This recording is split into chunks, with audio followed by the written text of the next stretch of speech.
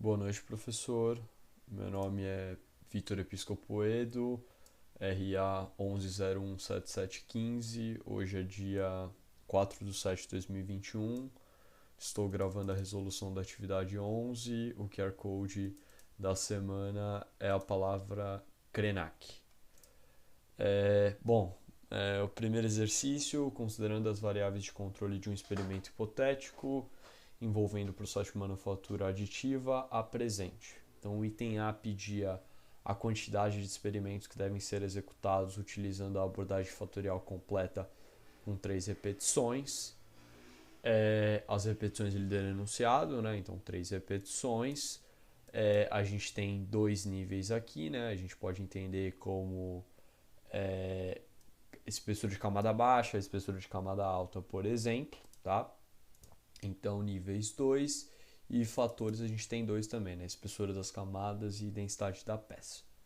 Jogando na fórmula, a gente tem que a quantidade de experimentos, que é o que a gente quer achar, é igual à quantidade de níveis elevado à quantidade de fatores multiplicado pelas repetições, né? Então, 2 elevado a 2 dá 4, vezes 3 a gente tem 12, tá? Aí ele pede a tabela de planejamento do experimento utilizando a abordagem fatorial completa com 3 repetições. A ordem dos experimentos deve ser aleatorizada, como no exemplo apresentado anteriormente.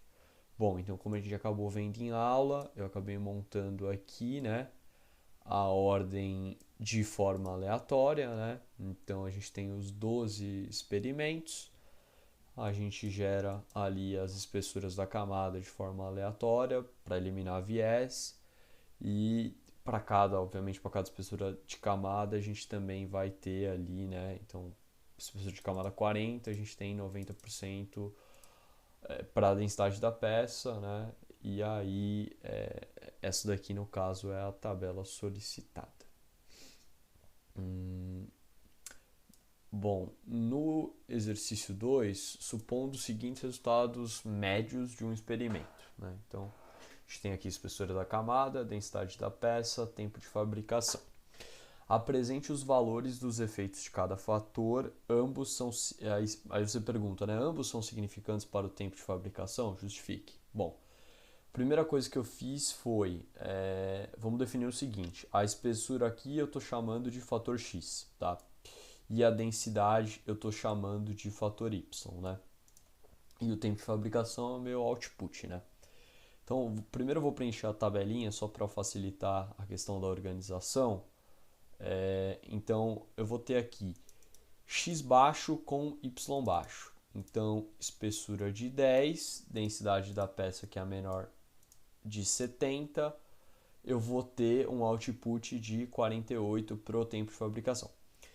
X baixo com Y baixo. Então, espessura baixa com densidade alta. 10 com 90, eu tenho 59.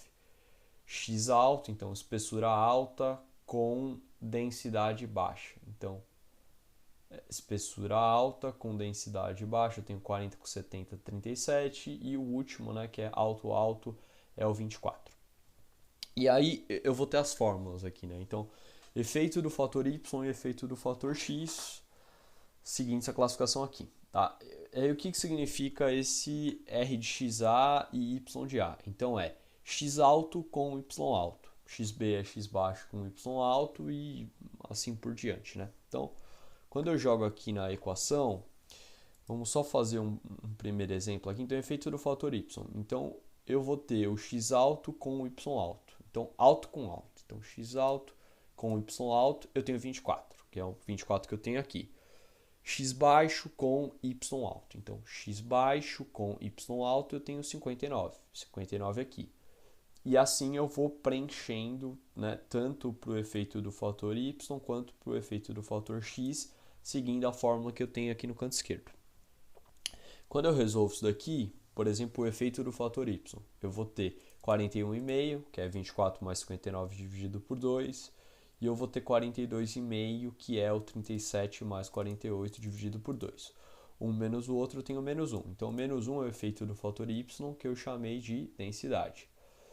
Efeito do fator x, que é a espessura, é o 30,5 menos o 53,5, que é igual a um valor negativo de 23. E aí você fala assim, ambos são significantes para o tempo de fabricação? Bom, vamos primeiro com relação ao fator y, que é a densidade. Como eu tenho esse efeito, né, esse valor tendendo a zero, eu vou assumir que a gente tem um cenário de ausência de efeito. Ou seja, o fator y, que é a densidade, não está alterando ali o meu output, que é o meu tempo de fabricação, então ele não é significante.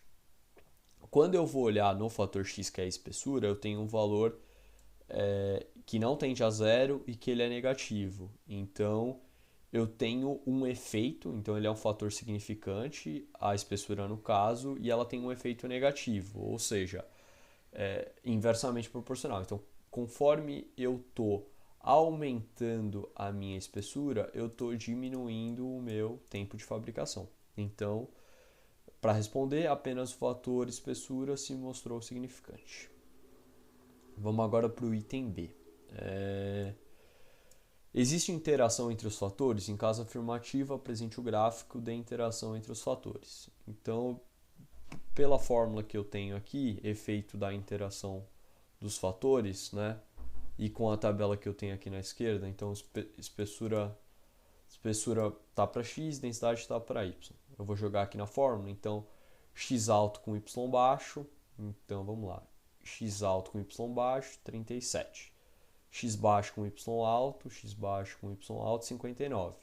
Então eu jogo aqui na fórmula, eu vou fazer a mesma coisa aqui para os valores alto com alto, baixo com baixo. Esse aqui está até mais fácil. Então, alto com alto, 24, baixo com baixo, 48. Eu resolvo isso daqui, eu tenho um resultado de 12, então pelo cálculo, pela equação, ele está me sugerindo que existe a interação entre os fatores. Como o caso é afirmativo, eu montei o gráfico, né? Então, se a gente montar o gráfico aqui, né? Então, x baixo, y alto, a gente tem que essas retas aqui elas estão se cruzando. Então, o que acontece?